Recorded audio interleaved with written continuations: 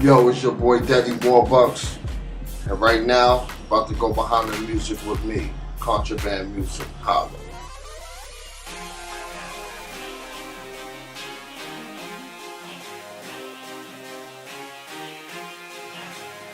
Well, how I got into the music business? Well, pretty much, my uncle DNA, he had a New York radio hip hop show called the DNA Hank Love Show on 105.9 FM. He pretty much introduced me to the game of music, just as a young youth. I was probably about 13, 14, maybe even 12, just going to a station, just, open up the music and, want to see what the music business was about. I used to go there, answer phone calls, take people's shout outs, requests. When I went there for the first time, rode in the limo. One of his but when I first went to the show, he had an interview with LL Cool J. And LL Cool J was like large at his peak, and that pretty much opened my eyes to want to do this music. And I really wasn't even rapping, I just wanted to be behind the scenes. I just was open, intrigued as a young youth to want to, try something different than just play ball, dance. I wanted to get into the music business and really know what's going on. Because everybody was talking about music, all my friends was into music. And when he brought me to the radio station, I opened my eyes and opened my friends' eyes. Try something different. So, yeah, my uncle pretty much broke me into the music game. That's what it was for me.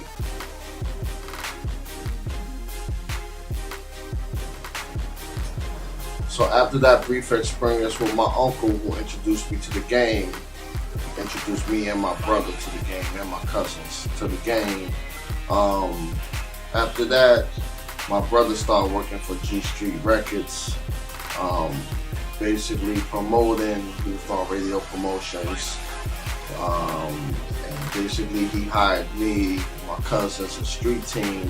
So basically we went on the road with artists like the Grave Diggers, Dougie Fresh, well, not the early Dougie, but the late Dougie, when he had, what was the name of that album? It's an album called Play, an album called Play Out.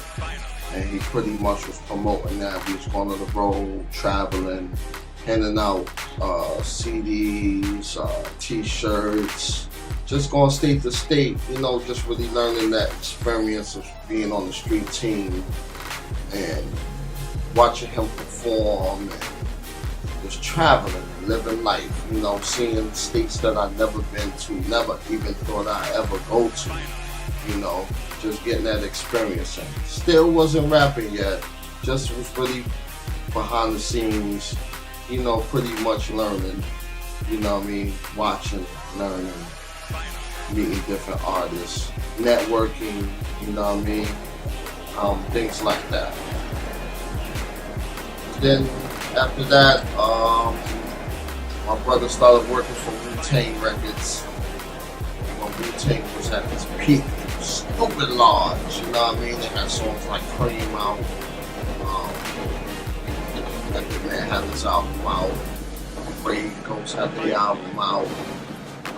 Pretty much was winning, you feel me? So we pretty much did the same thing over there, doing street team. My brother hired us. We was on the road with Wu-Tang Clan, tour bus, traveling. Now we was on a bigger scale because of the fact that Wu-Tang was the new hot thing.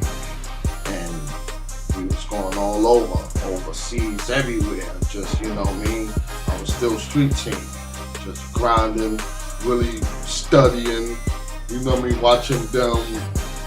So then after a while, I decided I could do this. I really think I could do this. I know I could do this. You feel me? I know I could do this. So then I start, writing little here and there. Really not, I'm really behind the scenes. But I'm just, getting my little pen on the low, you know what I mean?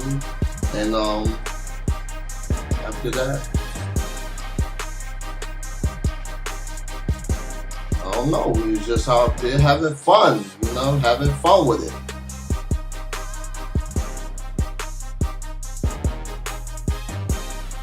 Actually started rapping, me, my brother, my cousin Cisco. We started a group called Cream, and we put out some wax. Flex was loving it. He played it on the radio station all the time. So we got a buzz going, and Positive K heard our music. And he signed us to his label, which was distributed through Atlantic Records. But at the time, I wasn't ready. I was dealing, chasing the females. I was so used to being behind the scenes, chasing females while I didn't take my career seriously. So after that, I'll be in the studio, $1 million studio, and I gotta record my verse. I'll go run downtown to this club and pick up this bitch instead of focusing on my music that's gonna take me out of here to the next level. So after a while, Atlantic Records, they just got fed up and they dropped us. And then after that, we started this group called FDIC, which consisted of me, my brother, and my cousin Cisco. My cousin Steve, that's Floss the Kid, he in Iowa. What up? My man Black Jesus, he changed his name to B Rose. Shorty Black, and his two twins named Dime. They actually the two girls that's singing on DMX album. Why Do Good Girls Like Bad Guys? That song, they was in our group. You feel me? So basically, we was grinding FDIC. Stands for Fast Dough and Illegal Cream. We still was Cream. You feel me? Because the first group was Cream, and we was the original members. So we put this band of artists, that's hot artists that we deal with on the daily, that's hot. We started a group called Cream. For FDIC, I'm sorry about that. Once again, we pressed up some records, took it to Flex. Flex loved it, he bumped it all the time. Feel me? Flossing in this joint called It's Not a Game. And then after that, I still wasn't serious, still wasn't really taking my career seriously. Still chasing the females, and then around the same time I had a kid, so I took my eyes off the music and focused on my child, you feel me? So I just really pretty much dedicated being home, raising my child, working, really put the music behind me, you feel me? People kept coming up to me telling me, yo, what's up with your music? Because we still had that big buzz, you feel me? But really didn't take it serious. I really didn't really care about that. I was just happy I had a child. Feel me? So then time went on. Me and my daughter mom, we broke up, and I moved to Iowa. So when I went to Iowa, I was out there selling clothes, still rapping or whatever here and there, being the little ciphers. But then my boy Marcus was just lyrical. He actually, we used to cipher one day. He said, yo, I want you to come to the show with me, be my hype man. So I'm like, all right, cool. I'll be your hype man, because his hype man didn't show up at the time. You feel me? So I'm like, all right, went to the show, was his hype man. He told me to drop a verse. I dropped the verse on stage. After that, people was loving it. So then after that, we got off stage, people was coming up to us like, yo, man, y'all group, y'all sound hot together. I'm like, what? We sound hot together? So after that, we just, put out an album. We wasn't a group, but, we just a compilation album. You feel me? Like, Daddy Warbux and Young Legend. You feel me? That's Marcus lyrical. You know what I mean? So we did that. We was buzzing in Iowa, like, what is that, 2006, something like that? Yeah, 2006.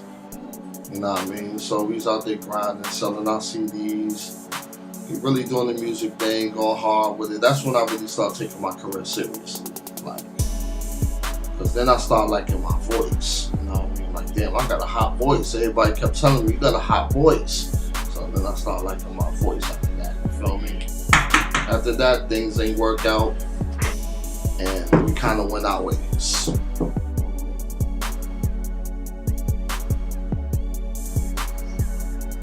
So I went solo after the, me and Marcus thing didn't work out. Just pretty much we just didn't see eye to eye on the music. He wanted to go in one direction, I wanted to go in another direction. But I went solo. I dropped my first solo project in, what year was that? 2009. Yeah, 2009. Well, the end of 8 going into 9, like 2000, like November going into December 2008. But really focused in 2009, so that's why I dropped my first project, Don't Bite the Hand That Feeds You.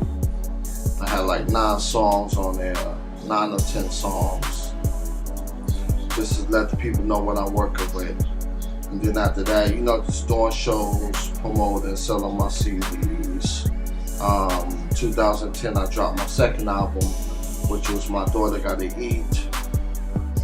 That consisted of like 17 songs.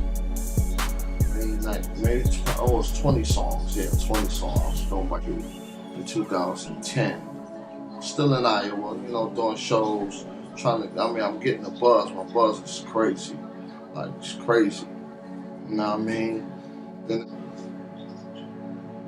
in 2011, I dropped my third album called The Proof Is in the Pudding. That had like 12 songs on there. Now it's 2012, I'm dropping my fourth album, which is called Misery Loves Company. So that's what I'm working on right now, Misery Loves Company. My little brother Yachty, he got his mixtape album coming out called Hard Work and Dedication. We're just pretty much working on both of those right now. 2012, that's what we on. We're doing a lot of shows.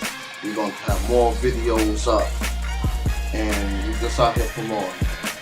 We're going to hit the road this summer, get out there and grind, be in your city, Atlanta, Miami, Texas. We're going to be all down south. We're going to be East Coast, West Coast in it. Come back to the Midwest, promote. So by next year, 2013, it's on and popping. You feel me?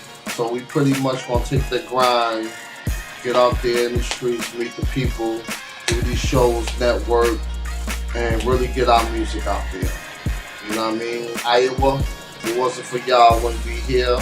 What up, New York City? If it wasn't for y'all, I wouldn't be here. Big shout out to my family, the whole ASCII generation. Big shout out to the whole Shabazz family. You know what I mean? Screws family. You dig? Just everybody that know me, all my Harlem niggas, all my BX niggas. Everybody that know me, everybody that fucks with me, pause. No homo. You know what I mean? Holler at me when you see me. You got Twitter, go to add me, follow me on Twitter. My Twitter is Warbux, WARBUCKS NY. You know what I mean? My Facebook is Warbux Tim Askew. You see the words underneath, it's right underneath me.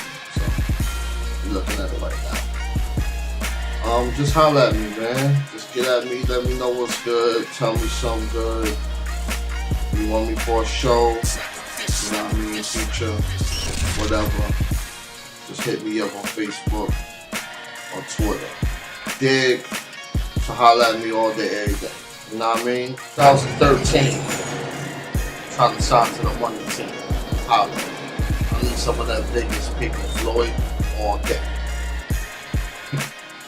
Oh yeah, I almost forgot. Shout out to my daughter Tamia. Daddy love you.